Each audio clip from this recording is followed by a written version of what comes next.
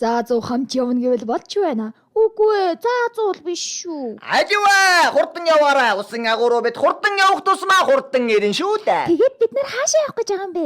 Цааны оршуулгын газар руу. Хөөх! Заазуу. Тийм л дээ. Тэгээд хоёлаа яаж явах юм бэ? Оо, энэ хоёрыг хараач. Савана цэцгэлсэн хайрын бяцхан өрнөд. Та хоёрыг гэрэлбэл аавэж хоёр чинь ихэд баярлах болно доо. Яасан гинэ? Гэрлэх? Амьдрал холбох. Тэр нь юу гэсэн? Удахгүй та хоёр сүй тавих болно.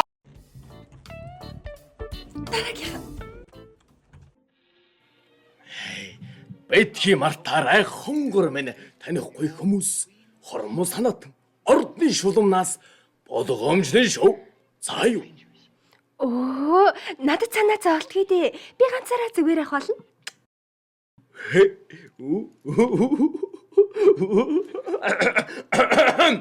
Алуу ирчүүд. Хамгийн гол нь вэ штэ. Танихгүй хүмүүс хаалгаа ерөөсөө онгойлгож бурхан минь. Шал савхарсан юм. Хамгийн гол нь танихгүй хүмүүс онгойлгохгүй. Баярлалаа.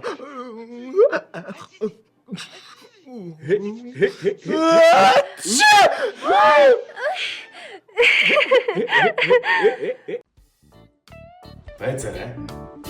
Дараагийн. Аливын ширээд сатгай. Наадгаар чи яхаар өвдөж хүндүрлэлт юм бэ? Зүгээр ингэж яваад гайгүй болчихдаг юм. Чи хачуу хөдөөж илээ.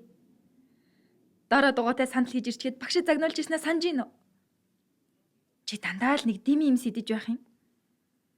Чулуугаар хөгжим хийн гэж яаж бодоо вэ? Тэрний оронд хичээлээ сайн давтах хэрэгтэй.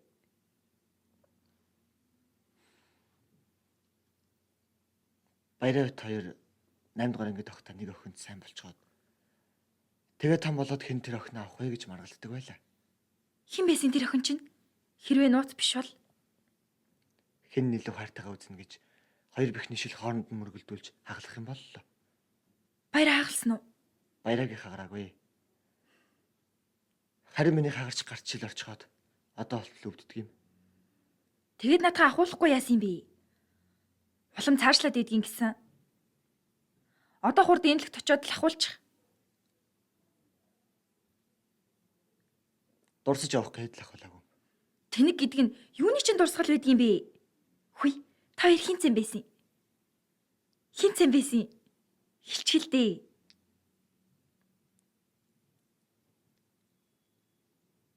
Намын бэгийн ангийн дарагт. Надад уу? Надад тэр тухайгаа ярьдгүй л байсан шүү дээ.